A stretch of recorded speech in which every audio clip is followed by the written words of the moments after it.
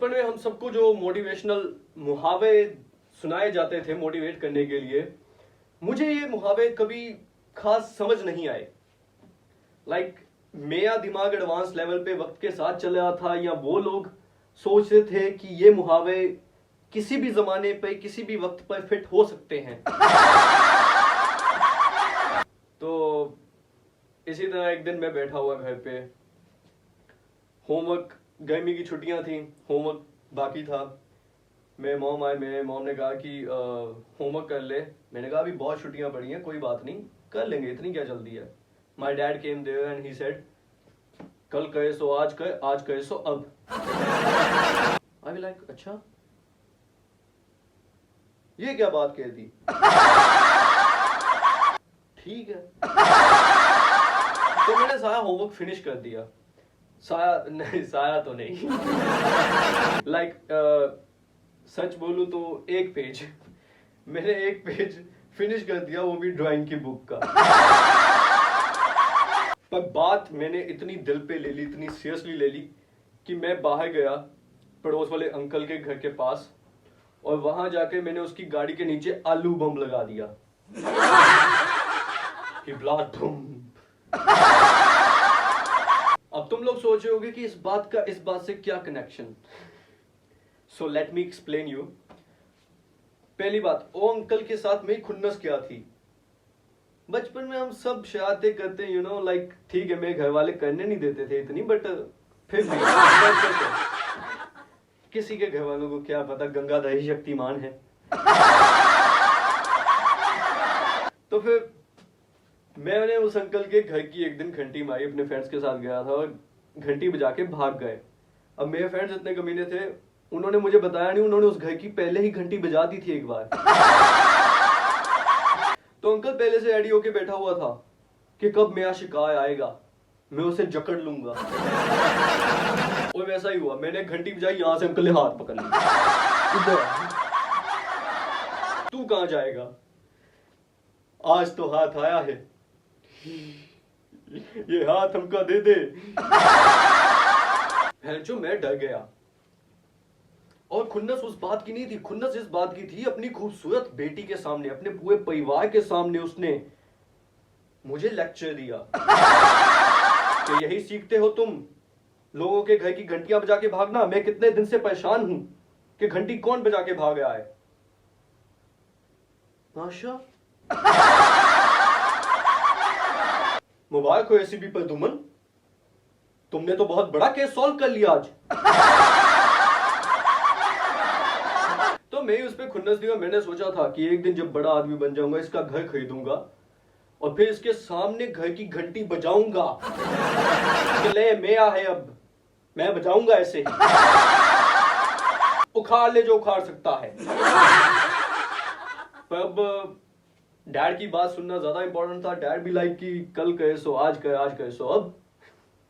तो मैंने ये लॉजिक वहां घुसा डाला।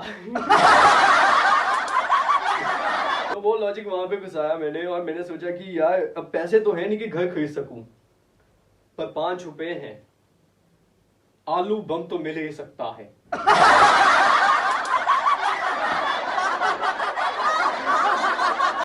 और मुझे समझ नहीं आता ये कहावतें बनाई किसने, कौन से इतने समझदार लोग थे जिन्होंने ये ऐसी कहावतें बनाई, खुद ही कहावत बना के खुद ही उसका तोड़ बना दिया। These people are for sure high at another level. गांजा भूख है। एक मुहावरा आया आज, like a TikTok stars. आज एक मुहावरा आया दिमाग में, सब्र का फल मीठा होता है। The another person be like, वो तो ठीक है। मैं भी दिमाग में एक आया, कल कहे सो आज कहे, आज कहे सो अब बोल भोसड़ी। भैंचो कितने स्वैगी थे ना ये लोग, अपना स्वैग बिखेरते हैं हमारे बचपन की झाड़ झाड़ के रख दी।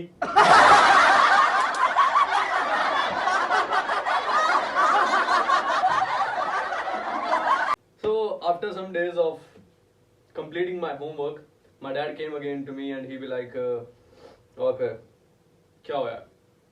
मैं पूरी तरह से पागल, बिकॉज घड़ी भी इस तरह से मेरे दिमाग पे छाई हुई थी कि मुझे बस ये था कि जल्दी जल्दी बस अमीर हो जाओ।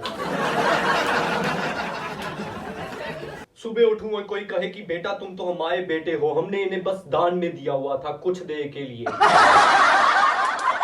क्योंकि तुम अमीर बर्दाश्त नहीं कर पाए थे।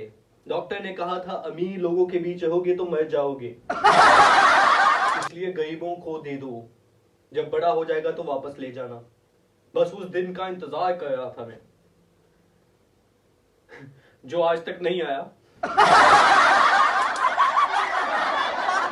तो मैंने डैड को कहा, मैंने कहा मुझे बस अमीर होना है, बंगला चाहिए, बड़ी गाड़ी चाहिए।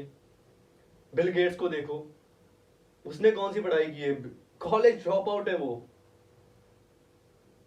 तो माय डैड भी लाइक अभी तो स्कूल में है। सब्र का फल मीठा होता है।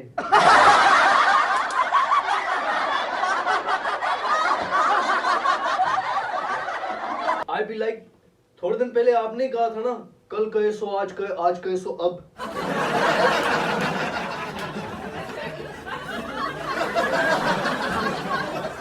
Then my dad be like, चल बे चूतिए, जो सुबह सुबह दिमाग खाने आ जाते हैं।